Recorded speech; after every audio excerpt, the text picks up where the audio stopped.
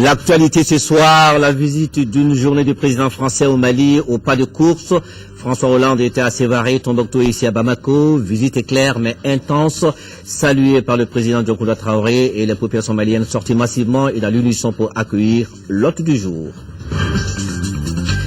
Et puis l'autre rendez-vous heureux de ce samedi, la victoire des Aigles du Mali qui se sont qualifiés pour les demi-finales de la CAN 2013 en battant les Bafana au tir au but 3-1. Ils y ont cru jusqu'au bout et ils ont réussi. Mali joue, Mali gagne. Mesdames et messieurs, bienvenue. Et justement, nous ouvrons ce journal par le message de félicitations du président de la République suite à la qualification des Aigles aux demi-finales de la CAN 2013. Message ainsi libellé. Votre qualification méritée aux demi-finales de la CAN ce jour est aux dépens du pays organisateur que nous saluons pour la très bonne organisation de la compétition remplie de joie, tout le Mali, de Kidal à Sikasso et de Kai à Gao. Vous vous êtes surpassé au fil de l'épreuve, vous avez joué avec le cœur important haut les couleurs nationales, en mon nom et en celui du peuple. Je vous félicite une fois de plus et vous souhaite d'autres victoires. Ici, nous sommes toutes et tous à vos côtés et vous avez nos bénédictions. Allez les Aigles et vive le Mali. Message de félicitations du président de la République, le professeur Dioncounda Traoré, après la victoire tout à l'heure des Aigles du Mali à la CAN 2013 qui se joue en Afrique du Sud. François Hollande, le président français en visite au Mali, visite éclair qui a commencé tôt ce matin à Sévaré, s'est poursuivi dans la cité des 333 Saints, Tombouctou, et qui s'est achevé cet après-midi ici à Bamako. Ici donc, dans la capitale, à sa descente d'avion, il a été accueilli par le Premier ministre, chef du gouvernement, Janko Sissoko. Dans l'atmosphère, il y avait l'amitié, la fierté, il y avait la chaleur, il y avait la ferveur. Le film avec Nyanya Alou Traoré. Bamako, Sinou, il est 13h. Nous sommes à 1h30 de l'arrivée du président français. Un impressionnant dispositif sécuritaire est mis en place. Une collaboration service de sécurité français et malien.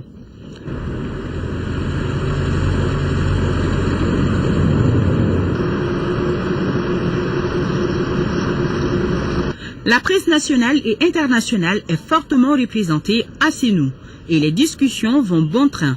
Au moment où certains s'échangent les cartes de visite, d'autres discutent âprement de la situation actuelle au Mali.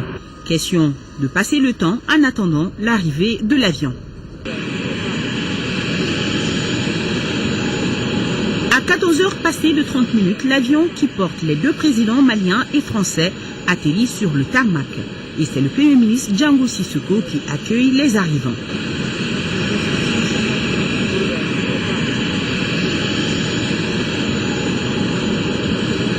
Après les salutations d'usage, le cortège s'ébranle vers Kourouba où les présidents doivent prendre part à un déjeuner.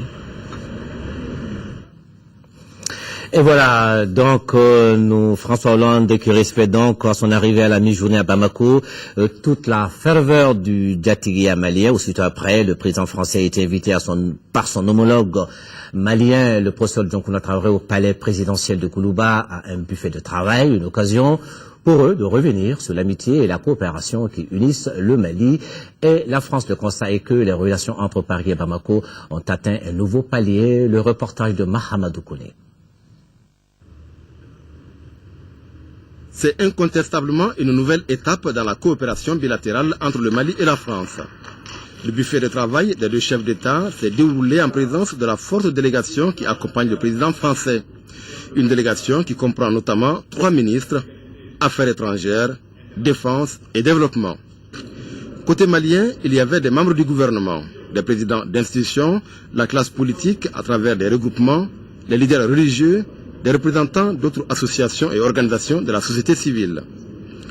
Le président Dioncounda Traoré a profité de ce moment solennel pour souhaiter de nouveau la très chaleureuse bienvenue à son illustre hôte. Il est revenu sur l'intervention militaire opportune et efficace de la France pour mettre fin aux ambitions terroristes et moyenâgeuses des groupes armés qui occupaient une partie du territoire malien. L'intervention française, qui s'est faite, selon le président, dans la légalité internationale, est appréciée par le peuple malien. Il a salué aussi les autres pays de la CEDEAO, de l'Afrique et du monde entier qui apportent actuellement leur soutien au Mali et à son peuple. Les autorités maliennes apprécient donc la visite de Hollande à sa juste valeur. Il était quand même important que François Hollande vienne au Mali, dans la mesure où des troupes françaises sont engagées dans notre pays, dans le cadre de la lutte contre le terrorisme et du narcotrafic. Et il est venu saluer le peuple malien. Il est venu aussi s'entretenir avec les éléments de l'armée française qui sont engagés sur notre territoire. Il est aussi venu s'entretenir avec le président de la République par rapport à tout cet environnement d'insécurité et d'enjeux de sécurité, de développement du Sahel, dont le Mali est un peu une image grossie. Le président français, lui, s'est réjoui de l'hospitalité de son homologue et de l'ensemble des Maliens.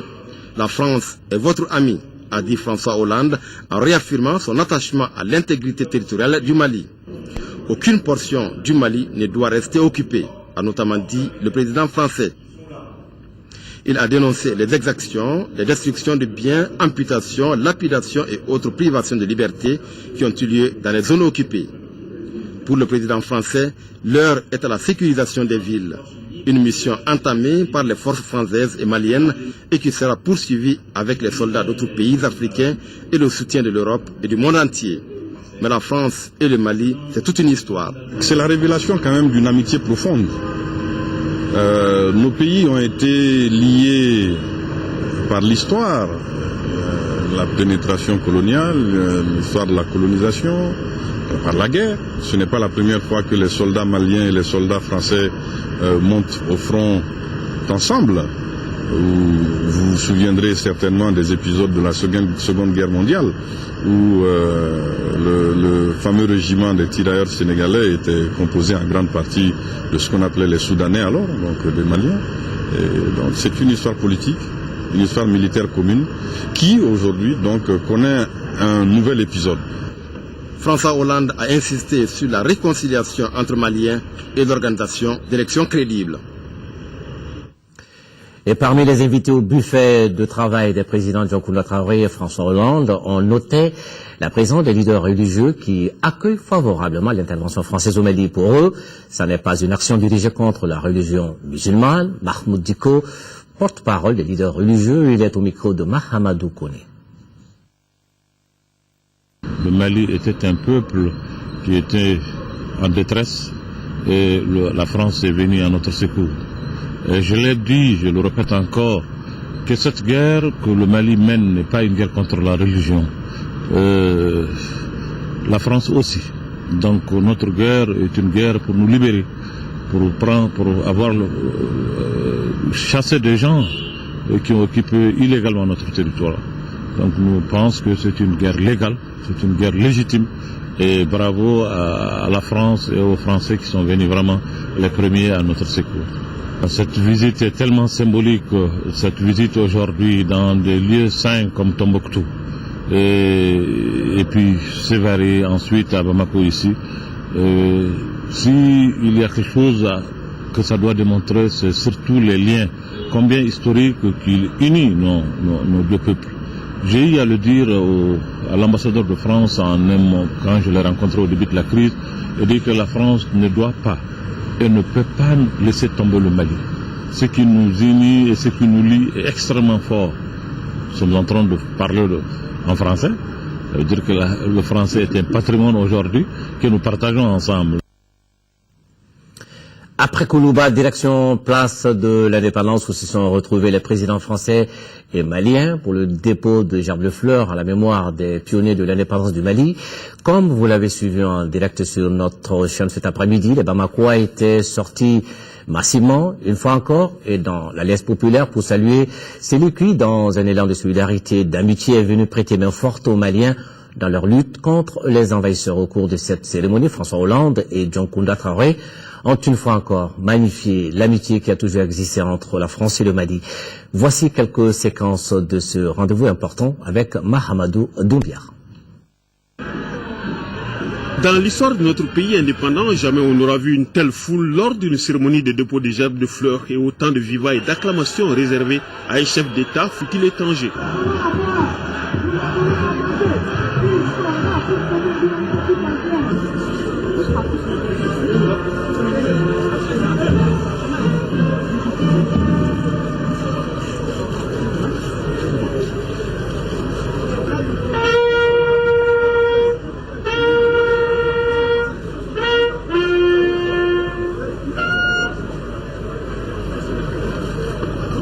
Considéré aujourd'hui comme notre sauveur, François Hollande a reçu tout les honneurs populaires.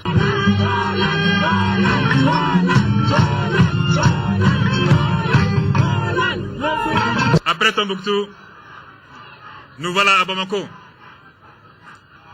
où les populations de Bamako et le peuple malien tout entier ont tenu encore à vous témoigner leur reconnaissance pour l'intervention déterminante de la France à un moment où l'existence même du Mali était en jeu. Et c'est un agréable devoir pour moi de vous transmettre les salutations de millions de Maliennes et de Maliens, de millions de Sahéliens.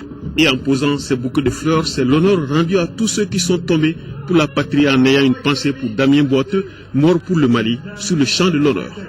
À un moment où l'existence même de notre pays était menacée, il a réécrit, avec l'engagement de l'armée tricolore et le sacrifice de Damien Boiteux, le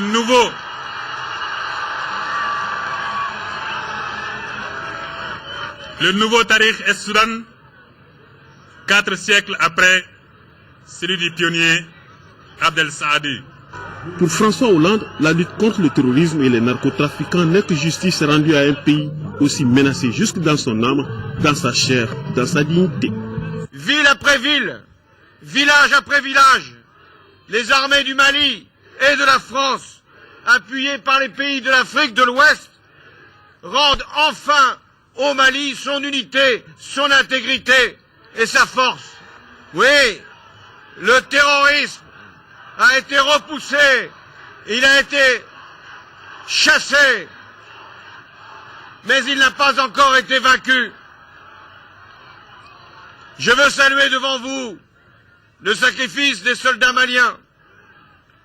Et je pense aussi au commandant Damien Boiteux,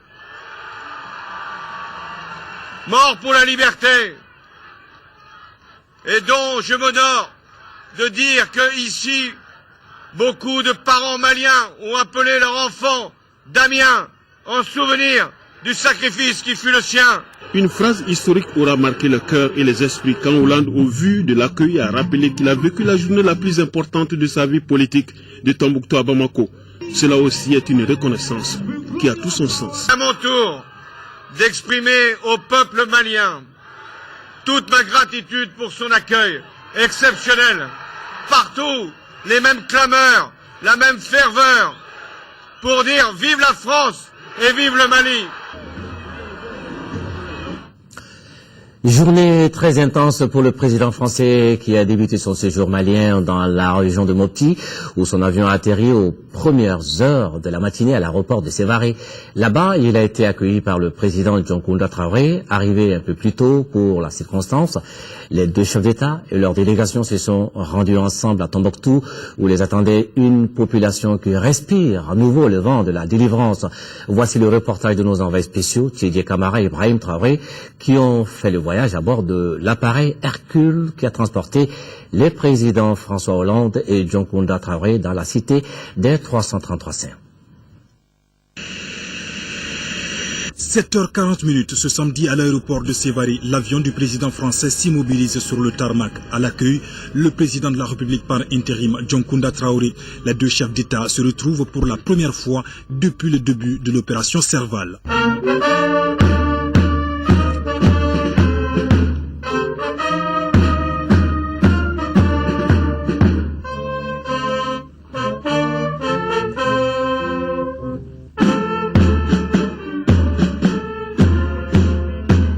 François Hollande entame ainsi sa toute première visite officielle au Mali. Les présidents maliens et français embarquent aussitôt à bord d'un avion militaire, direction Tombouctou. La ville a été libérée le 28 janvier dernier par l'armée malienne et les forces françaises. Un challenge qui mérite encouragement et reconnaissance. C'est le message des deux chefs d'État venus à la rencontre des troupes sur le terrain. Vous avez accompli une mission exceptionnelle avec l'armée malienne, qui ici assure la souveraineté du Mali sur le territoire qui est le sien. Je vais vous adresser toutes les félicitations au nom de la France. Chaque Malien, chaque Malienne est reconnaissant et reconnaissante à la France d'avoir répondu promptement et massivement à notre appel au secours. Un grand pas est franchi vers la victoire finale, mais l'objectif ultime reste la libération totale des zones encore sous occupation. La prochaine étape, selon le président français, Kidal, où sont déjà positionnées les troupes franco-maliennes. Kidal, il fallait aller sur l'aéroport. Et il y avait des conditions très particulières. Puis ensuite, il y a eu des tempêtes de sable. Donc ça a freiné l'opération, mais elle va se poursuivre. Car notre volonté, celle exprimée par le Mali, et celle que la France met au service du Mali, dans le cadre des Nations Unies, c'est le retour à l'intégrité totale du territoire malien. Les présidents Traoré et Hollande se sont rendus aussi à l'Institut des hautes études et de recherche islamique Ahmed Baba de Tombouctou. Les deux personnalités ont pu constater la destruction d'une partie de la bibliothèque par les islamistes qui occupaient la ville. Aujourd'hui, il se porte tant bien que mal. Tant mal parce qu'il a subi ce préjudice que vous voyez. Bien parce qu'une grande partie aussi est sauvegardée, qu'on a pu, heureusement, fort heureusement, rapatrier à Bamako pour l'extirper donc de la destruction. Un autre haut lieu visité par la délégation, la mosquée d'Ingaré-Ber. Deux jumeaux saints sont enterrés ici. Leurs mausolées ont été entièrement détruits par les fous de Dieu. Les deux chefs d'État ont ensuite fait le tour de la mosquée pour apprécier surtout son architecture. La visite est guidée par l'imam Ben Saouti, aujourd'hui très heureux de voir Tombouctou débarrassé des terroristes. Tout le monde est content parce que on est aujourd'hui vraiment libre de tous nos mouvements et chacun, évidemment, vous voyez, vous voyez le rayonnement sur tous les visages. Nous avons aussi un devoir qui est, maintenant que la sécurité est revenue, de continuer à faire en sorte que Tombouctou puisse rayonner comme ce site le mérite. Cette vieille mosquée maintenant les travaux vont pouvoir continuer. Qui est le témoignage que le Mali est un pays d'islam depuis plus de 12 siècles. Alors que ce même pays se trouve agressé par des prétendus musulmans. Vous voyez le paradoxe. Et ça montre la vraie nature de ces terroristes, en fait, qui sont masqués.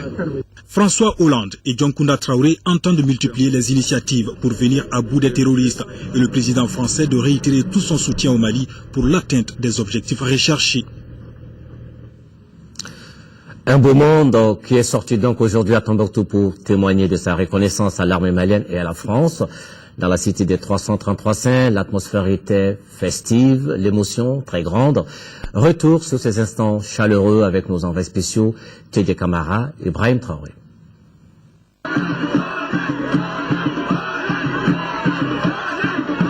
Une véritable marée humaine à la place Sankoré pour dire merci et souhaiter la bienvenue au président malien et français.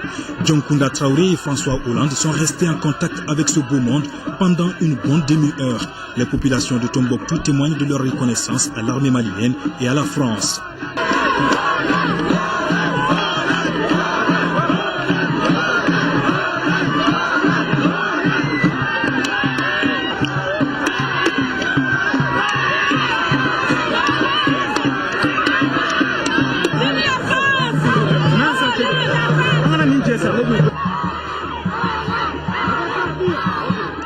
La joie des uns et des autres est immense. Tous savourent la liberté retrouvée.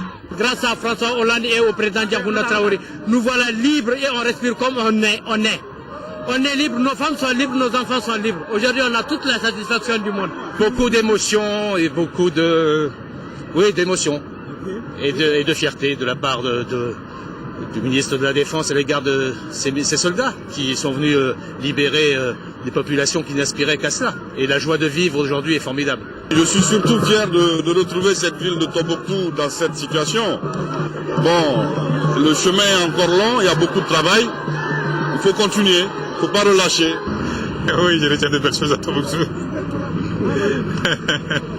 Mais vous avez vu comme moi comment les choses se sont passées. Et je pense que de ce qu'on a vu, il faut tout retenir. Le moment est inoubliable et chargé d'émotions. Le héros du jour ne pouvait qu'être fier. Je voulais, en son nom, vous dire toute notre gratitude. Nous avons fait notre devoir et vous avez donné le bonheur d'être accueillis. Merci. C'est donc dans cette belle ambiance que s'est achevée cette visite de François Hollande et du président Dioncounda Traoré dans la cité des 333 saints. Les populations entendent faire la fête ici jusqu'au petit matin. Ambiance très festive, l'état d'urgence n'est pas passé par là. Le président français avait également rendez-vous avec les journalistes. C'était tout à l'heure, en début de soirée, à la résidence de l'ambassadeur de France, où il a donné une conférence de presse. Au menu, on peut retenir, entre autres sujets évoqués, l'objet de sa visite au Mali, l'avenir démocratique du pays, la question des otages français, ou encore celle liée à la durée de l'opération militaire française au Mali. Nous faisons le point avec Nyanya Alou Traoré. C'était François Hollande rafraîchi qui est venu répondre aux multiples questions de la presse nationale et internationale. D'entrée de jeu, il a déterminé le but de sa visite est clair. Selon le président français, il était non seulement nécessaire de venir voir les troupes, mais aussi et surtout de constater de visu le travail abattu sur le terrain. Le nom d'Amien Boiteux restera à tout jamais gravé dans les mémoires du peuple malien, du peuple français. Je voulais aussi venir au Mali pour saluer l'action que les Africains eux-mêmes engagent, les Maliens d'abord, puisque ce sont eux qui participent à la reconquête de leur territoire contre le terrorisme, mais aussi les forces de la MISMA qui progressivement se regroupent et montent vers les villes qui ont été libérées.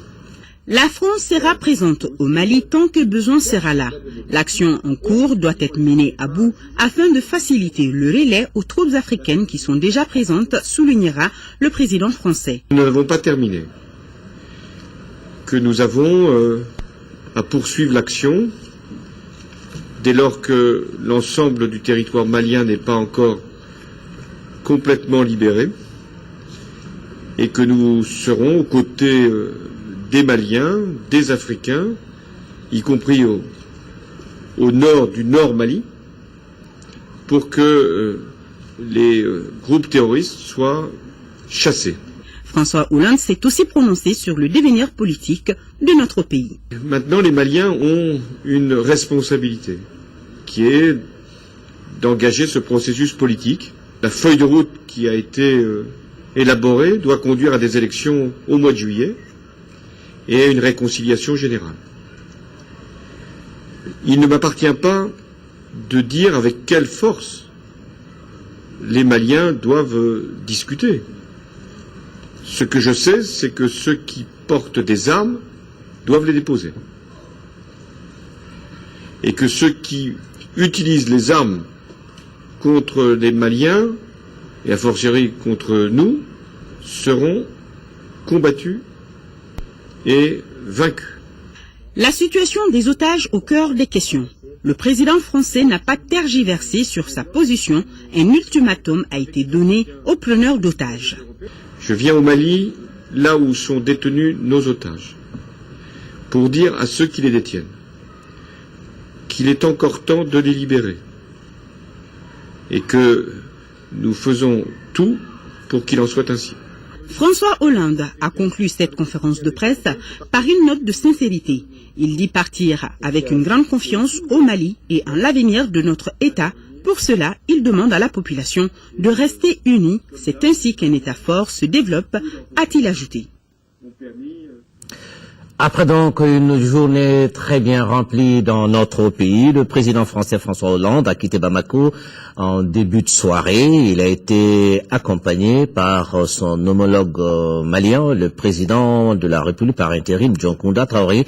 Mais avant de quitter le sol malien, il a tenu à rendre un hommage aux soldats français et maliens qui sont basés à l'aéroport international de Bamako-Sénou. Une autre occasion pour les deux présidents de rappeler à ces soldats la noblesse de leur mission qui consiste à libérer un pays agressé par des bandits armés.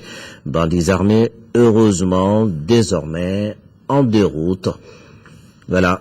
Le président de la République française, François Hollande, et son homologue malien, Dioncounda Traoré, du Mali, qui passait donc en revue et qui s'adressait pour une dernière fois aux soldats français et maliens basés à l'aéroport de Bamako, Sénou. François Hollande, qui quitte donc Bamako, mais il reste dans le cœur des Maliens, confère ce geste de reconnaissance de la coalition pour le Mali. Ce sont des élus locaux du Nord et du Sud, aussi des acteurs de la société civile. Ils ont remis aujourd'hui à l'ambassadeur de France au Mali une lettre et des statuettes, et c'est pour dire merci au président François Hollande, à son gouvernement et à tout le peuple français pour l'élan de solidarité à l'endroit du Mali. Fademba Keïta était présent pour l'actualité. Il y a des gestes qui marquent à jamais la vie d'un peuple, d'une nation. L'engagement de la France aux côtés du Mali dans cette œuvre de reconquête des régions du Nord en est une parfaite illustration. C'est pour louer cet engagement de la France que la coalition pour le Mali manifeste sa joie à travers une lettre de reconnaissance et 2 statuettes. Selon la vice-présidente, les statuettes représentent l'incarnation de la sagesse du président François Hollande et de son gouvernement. Au nom des valeurs de liberté, de fraternité, de démocratie, de ces grandes valeurs qui ont été défendues par le président Hollande et qui sont son credo, nous tenons, nous, la coalition du Mali, à lui exprimer tous nos remerciements et à lui dire encore une fois que le Mali attend encore de lui que le Nord se libère totalement. Selon l'ambassadeur, c'est pour barrer la route à l'expansion du terrorisme que la France a anticipé cette intervention avec l'appui de la communauté internationale. La France attachée à l'unité du Mali et montrant bien que là on avait franchi une ligne rouge qui risquait d'être irrémédiable, a donc, je dirais, précipité les événements. Je crois qu'elle était effectivement la seule à pouvoir déployer dans l'urgence une force susceptible de stopper net l'avancée des terroristes. Il n'y aura pas de solution au Nord si toutes les populations du Nord ne sont pas associées à des discussions. Quant à la vice-présidente de la coalition pour le Mali, elle a rappelé que son association a toujours œuvré pour l'unité, la laïcité et l'intégrité territoriale du Mali tout entier. Aussi a-t-elle sollicité l'appui de la France pour une tournée de dialogue, de réconciliation entre les communautés sous contrôle de nos forces armées et de sécurité. Et nous rappelons que dans leur folie, les bandits armés, soi-disant défenseurs de l'islam, ont saccagé des monuments, manuscrits et plusieurs éléments du patrimoine culturel à Tombouctou. Et justement, dans la délégation du président français se trouvait la directrice de l'UNESCO, Madame Irina Bokova, qui a exprimé sa grande peine et sa désolation devant une telle destruction. Selon elle, il est de son devoir de venir au Mali pour montrer son soutien et aussi voir ce que l'UNESCO peut faire dans l'immédiat dans le cadre de la restauration de ces œuvres souvent classées patrimoine de l'humanité. Irina Bokova est au micro de Nyanya Aloutraoré. Je dois dire que Timbuktu et tout ce qui s'est passé là, c'est notre malheur à l'UNESCO. C'est un site de patrimoine mondial inscrit depuis déjà des décennies, des années. C'est une démonstration extraordinaire de la génie, je dirais, humaine. Ce sont des mausolées, des mosquées. Et après, bien sûr, ce sont des manuscrits. Les manuscrits qui datent d'une période, comme nous disons, l'âge d'or de la science, la philosophie. Piller, perdre tout ça, on ne peut pas le permettre. Notre message aujourd'hui, et pourquoi je suis venue ici en tant que directrice générale de l'UNESCO, c'est un message tout d'abord de soutien au peuple malien. Nous sommes très résolus de reconstruire ce patrimoine extraordinaire, les 11 mausolées qui ont été détruits. Qu'est-ce que l'UNESCO va faire pour la restauration dans l'immédiat? Tout d'abord, je vais envoyer une mission des experts. Il faut que les experts disent leurs mots. Il faut qu'ils les voient, ils les analysent et donnent, je dirais, la mesure nécessaire de restaurer ces manuscrits. On va travailler, bien évidemment, avec nos partenaires, les experts français, norvégiens, comme avant. On a fait. Et après, nous allons proposer certaines mesures techniques d'experts, comme j'ai dit, avec tous les nouveaux moyens de conservation, de protection direction, digitalisation. C'est extrêmement important qu'on accélère maintenant le travail de la digitalisation. Pour terminer, quel appel lancez-vous à la population malienne, à la population de Tombouctou en particulier? Mais je dois dire qu'il doit être vraiment fier. C'est un patrimoine que nous partageons, toute l'humanité. C'est très lié avec les identités nationales. C'est un message de courage, de travailler, je dirais aussi, de se réconcilier. Je pense que c'est le moment de parler de l'unité nationale, de la réconciliation nationale. Il faut tourner cette page et aller en avant. Voilà, Tombouctou qui doit rester fier malgré la destruction des éléments du patrimoine culturel à Tombouctou. La vie reprend son cours normal. La bonne nouvelle dans la cité des 333 saints est que les élèves reprennent le chemin de l'école dans la quiétude. Reprise effective des cours depuis hier vendredi. Correspondance Yaya Tandina. Fermées depuis 10 mois, les écoles de la région de Tombouctou ont démarré les cours ce jour 1er février à Tombouctou. L'établissement Maman Fondogoumon a servi de cadre pour les autorités administratives, politiques et scolaires pour la cérémonie d'ouverture officielle des classes dans la région. Pour la directrice de l'école, l'émotion était grande. Je ne sais même plus ce qu'il faut dire parce que je suis très contente. Je suis très heureuse. Vraiment, je me sens même au paradis. Élèves et maîtres ont certes répondu avec des moyens didactiques de bord. Une marée humaine a pris d'assaut la cour de l'établissement comme pour exprimer toute sa joie aux autorités régionales qui ont fait le déplacement. L'éducation fait partie des structures de base des premières lignes. Alors c'est un grand pas vers la paix, un grand pas vers la stabilité, en un mot, un grand pas vers l'espérance. Donc l'école, c'est la base, c'est la pépinière. Et si nous arrivons à réunir ces enfants qui viennent sans peur ni pression, alors là on ne peut qu'être heureux. Donc, le sentiment qui m'anime, c'est un sentiment de bonheur, un sentiment de fierté, un sentiment de reconnaissance à la France. Avec l'hymne de la France, liberté, égalité, fraternité, et qu'on revient au Mali avec un peuple, un but, une foi, ça s'accorde bien. Tout à fait. L'opération Serval qui porte ses fruits et donne des résultats tangibles en si peu de temps.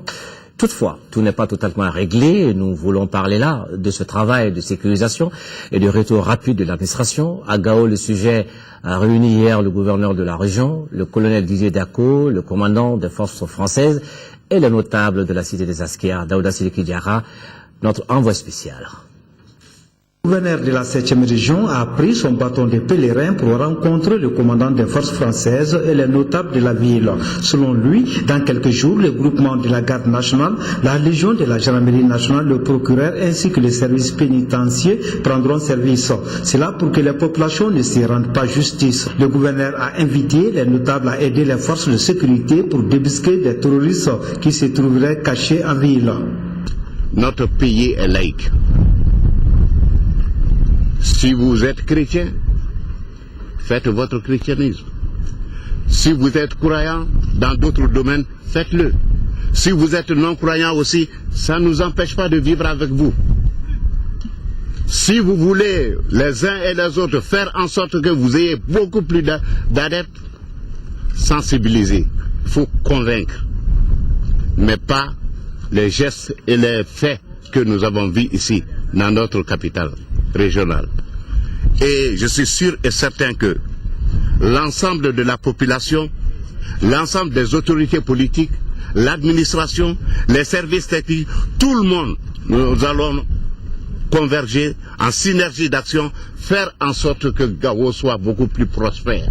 Les traces des islamistes sont encore visibles dans la ville. Les autorités administratives, militaires et municipales ont décidé de les faire disparaître et le ton a été donné ce matin au rond-point sur la route d'Ansongo en effaçant les slogans des islamistes sur les panneaux. Après, la délégation du gouverneur a fait le tour de la ville. Constat alarmant, toutes les infrastructures publiques ont été saccagées par ces terroristes. Les notables ont offert des paix aux forces armées se trouvant en place.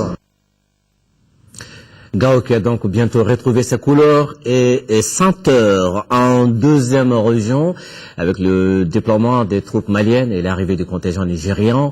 Les communautés sont de plus en plus rassurées sur place. La mobilisation est générale aussi bien au niveau local que régional. C'est du travail. Les communautés de la deuxième région notamment celles des secteurs sensibles de Nara et Banamba, sont de plus en plus rassurés quant à leur sécurité. En effet, d'importantes forces maliennes et africaines du Nigeria sont positionnées dans ces secteurs. À Banamba, le contingent du Nigeria vient de recevoir la visite du haut commandement conduit par le chef d'état-major général des armées du Nigeria, amiral Ola Sad Ibrahim. C'est pour faire face à d'éventuels djihadistes en débandade suite à la libération progressive du Nord. Je suis vraiment très content de leur arrivée, puisque la situation sécuritaire que nous vivons aujourd'hui et tout ce que nous avons eu à un moment donné par rapport aux rumeurs concernant Banamba, s'il y a des gens qui sont arrivés pour renforcer encore le renfort qu'on avait, ça ne fait que nous faire vraiment plaisir. On a déjà fait des communiqués, passer des communiqués au niveau des radios locales, au niveau des chefferies, pour expliquer que nos amis qui sont venus, c'est pour nous aider. Ce ne sont pas nos ennemis, ce sont nos frères qui sont venus aujourd'hui, ils sont maliens comme nous, pour nous soulager dans la sécurité bien recherchée par tout le monde. Pour les autorités administratives et militaires, la situation reste calme. Toutefois, ils invitent les communautés à rester vigilants et à apporter leur soutien. Koulikoro est aujourd'hui suffisamment sécurisé, tant par nos forces que par les étrangers qui sont venus nous appuyer. En l'occurrence, le contingent nigérian qui est déjà en place au niveau de Banamba, ne serait-ce que partiellement. Les autorités locales sont là pour servir d'interface entre les militaires et les populations. Ça, c'est leur rôle. Cette interface, nous allons le jouer pleinement pour que les uns et les autres puissent jouer leur rôle, que les militaires qui sont là à proximité de Banamba puissent l'être, mais qu'ils puissent vivre en symbiose avec la population civile, parce que c'est de là qu'elle tire ce contingent tire sa subsistance. Dans la région de Koulikoro, les gens sont unanimes que toutes les communautés, Maures, Tamashek, Soraï et Arabes, ne sont pas des terroristes. J'attire l'attention de la population du Nord de ne pas réagir en vengeance. Donc de laisser vraiment l'armée continuer si toutefois on veut gagner cette bataille. Pour l'instant, la situation reste calme en deuxième région et toutes les dispositions sont prises pour assurer la quiétude et la sécurité. Il n'y a aucune preuve d'exaction commise par l'armée malienne à la date d'aujourd'hui. Ce sont les propos des responsables de défense des droits de l'homme au Mali qui répondent ainsi aux informations données sur certains médias étrangers. La CNDH, la MDH et l'UIDH ont rencontré la presse hier à l'initiative de la Commission nationale des droits de l'homme.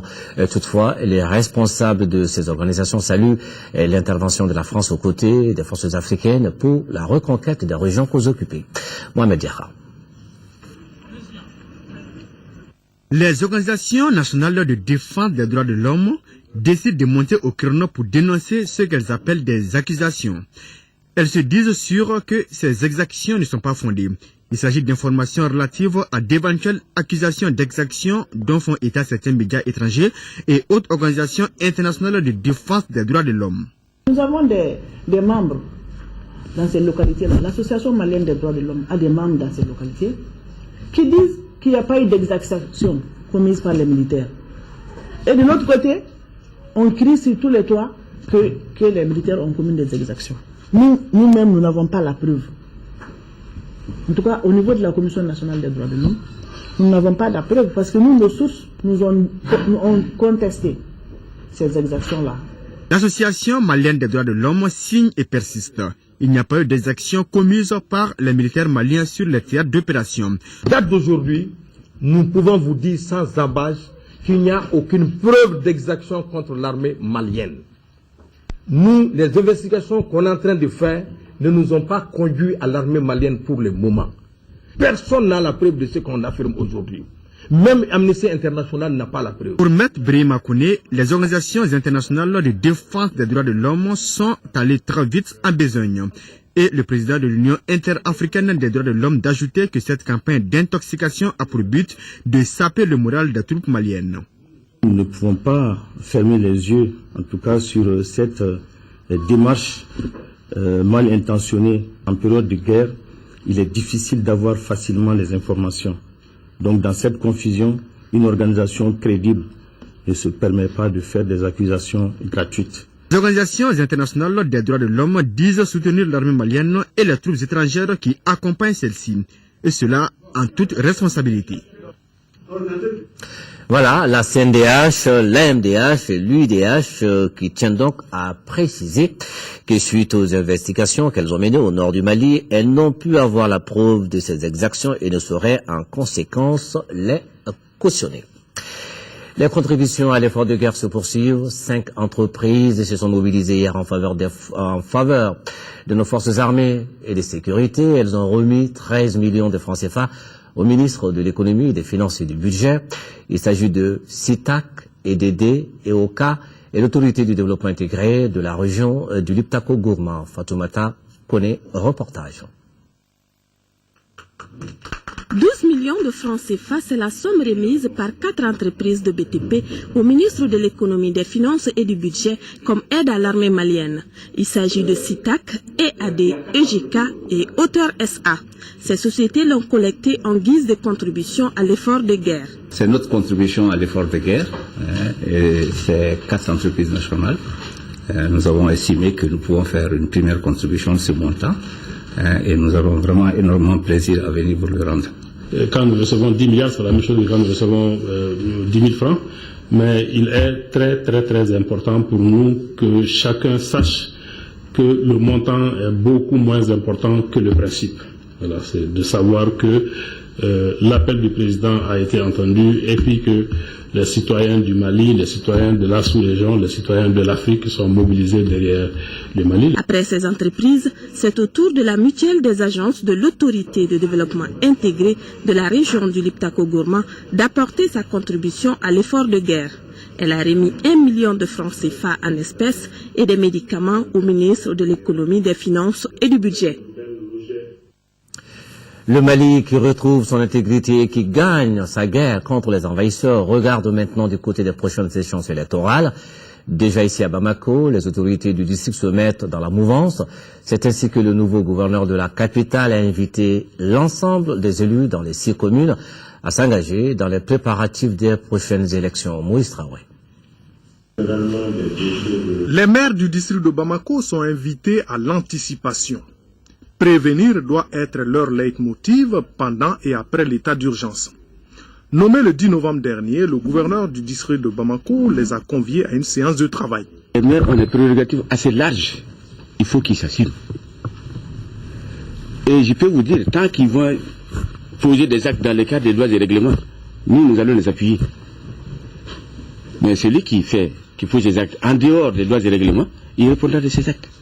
C'est ce que je leur ai dit. L'administrateur incite les élus à se mettre déjà au travail pour préparer les prochaines consultations électorales. Ces derniers déplorent que les fonds d'entretien des agents électoraux ne couvrent généralement pas tout le processus électoral. Ce serait avec les résultats du RAVEC que les élections seront organisées. Donc pour le moment à notre niveau, ce que nous savons, c'est que le RAVEC a donné un certain résultat qu'il faut peut-être peaufiner. Des concertations seront initiées pour débattre de diverses préoccupations. Il s'agit par exemple de l'incivisme des populations, de la question de l'assainissement et de la problématique du foncier. En attendant, le nouveau gouverneur invite les maires au respect et à l'application des textes.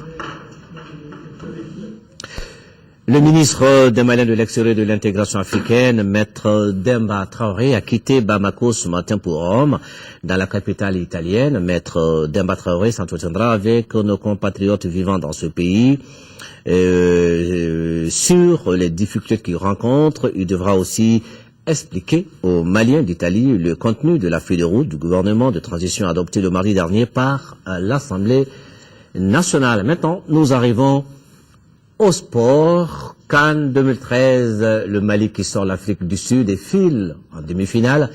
Pays organisateur de cette CAN, l'Afrique du Sud n'ira pas jusqu'au bout de sa compétition après sa défaite en quart de finale, donc ce samedi face au Mali, à l'issue de la séance de tirs au but 1-1 au temps réglementaire et 3 tirs à 1. Les Maliens donc offrent ici une grosse bouffée d'oxygène à tout le peuple malien. Le gagnant s'est lui aussi qualifié pour le dernier carré après son succès 2-0 face au Cap-Vert. Les deux derniers quarts de finale opposeront ce dimanche. Donc demain, le Nigeria à la Côte d'Ivoire à 15h et le Burkina Faso au Togo à 18h30. C'est la Gatou Cissé, les résumés de la rencontre. Jusqu'au bout de la nuit, ce face-à-face Bafana d'Afrique du Sud, Aigle du Mali, a tenu le rythme. Les Aigles du Mali, bouffés dans le jeu, laissent les espaces. Tokelo Anthony Ranti ouvre le score à la 30e minute. Le capitaine Seydou Keita égalise d'une tête piquée à la 58e minute. Patrice Carteron, le sélectionneur des Aigles, chavire de bonheur. Tandis que son homologue Gordon Hugesund est rouge de colère. Les prolongations et les tirs au but sont pénibles. Le Mali s'impose finalement 3 tirs contre 1. C'est tout le peuple qui jubile dans la communion pour célébrer ces dignes ambassadeurs. Les Aigles sont toujours en course pour la conquête du trophée. Le rêve est permis. Battez-vous comme des soldats en guerre. Le Mali reste debout. Il y a 11 ans, ces deux équipes s'étaient affrontées en quart de finale à Caille au stade Abdoulaye Makoro Sissoko. Victoire des Aigles 2-0. 11 ans après, les 3 mousquetaires, Seydou Keita, Fousseini Diawara et Adama Koulibaly Police pensent et repensent les instants inoubliables de ce match. 11 ans après, sur le sol sud-africain, la roue de l'histoire n'a pas changé. Les vœux du défenseur ghanéen John Pencil ont été exaucés. Les Black Stars sont qualifiés sans forcer pour les demi-finales de la CAN, la 4e consécutive. Le séjour sud-africain du Cap-Vert, invité surprise de ces quarts de finale, vient d'être écourté. Les requins bleus du Cap-Vert ont résisté avant de craquer en seconde période. 52e minute. Carlitos, pris de vitesse, fauche Asama Jean. Moubarak Wakassou transforme le pénalty. Le Cap-Vert a beau tenter en vain. Le coup de massue arriva en toute fin de match. Moubarak Wakassou marque le 2e but des Black Stars du Ghana, presque dans les buts vides. Il rejoint dans la foulée le Burkinabé Alain Traoré en tête du classement des buteurs avec 3 réalisations. Les requins bleus du Cap-Vert n'ont pas démérité et personne n'avait parié sur leur parcours. L'apprentissage a été plein d'enseignements. Il y aura le lendemain meilleur pour cette équipe.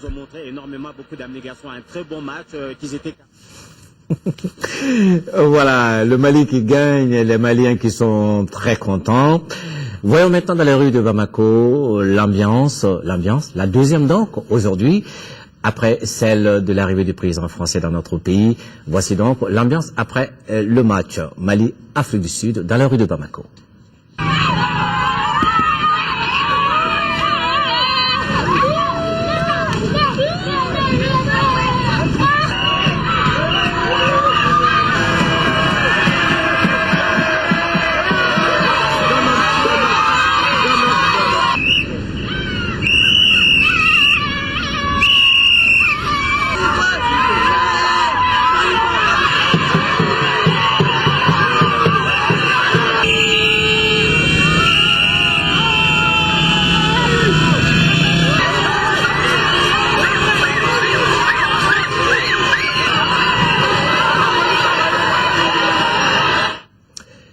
Voilà, c'était très beau. Continuez à manifester votre joie, mais avec prudence. Une page noire. Décédé à Paris le 21 janvier dernier, le professeur Anatole Tunkara a été inhumé hier au cimetière catholique de Kati. De nombreux parents, amis, collaborateurs et étudiants lui ont rendu un dernier hommage. Laurent Diakité.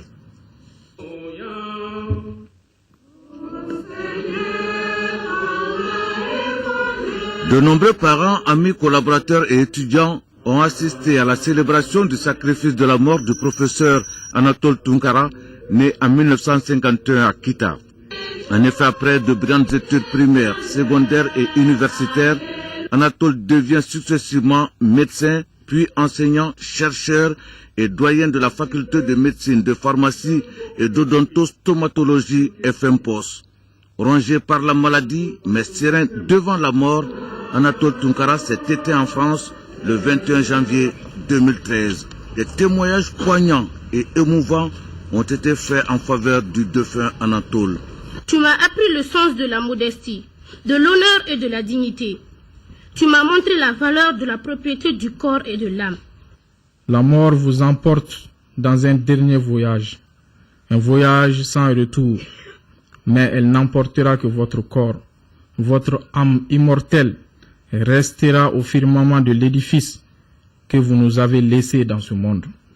Je suis vraiment très ému dans cette assemblée de Dieu, comme tout le monde, et je ne pourrais pas trouver tous les mots qu'il faut pour exprimer tous les superlatifs, parce que j'ai l'impression que tous les superlatifs à propos du professeur Tounkara n'ont pas été épuisés. Et moi, je ne saurais le faire.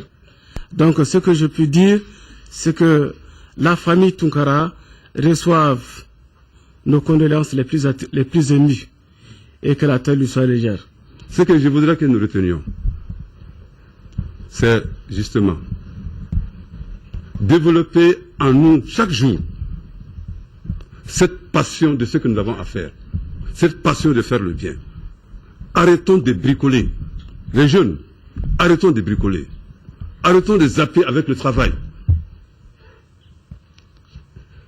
L'Afrique a besoin de vous, le monde a besoin de vous, le Mali a besoin de vous. Entré avec le Christ dans le sommeil de la mort, Anatole Tounkara repose désormais au cimetière catholique de Kati, laissant derrière lui une veuve et 9 enfants, dort en paix, professeur. L'info continue sur le www.ortem.ml. Vous y trouverez notamment l'édition spéciale que nous avons consacrée aujourd'hui à la visite de François Hollande au Mali. Ainsi s'achève cette édition. Merci de l'avoir suivi. L'information reprend ses droits demain 13h. Mohamed Touré, et quant à moi, je vous retrouve, Inch'Allah, pour la grande édition du soir. Que Dieu bénisse le Mali qui gagne toujours. Bonsoir, excellent week-end.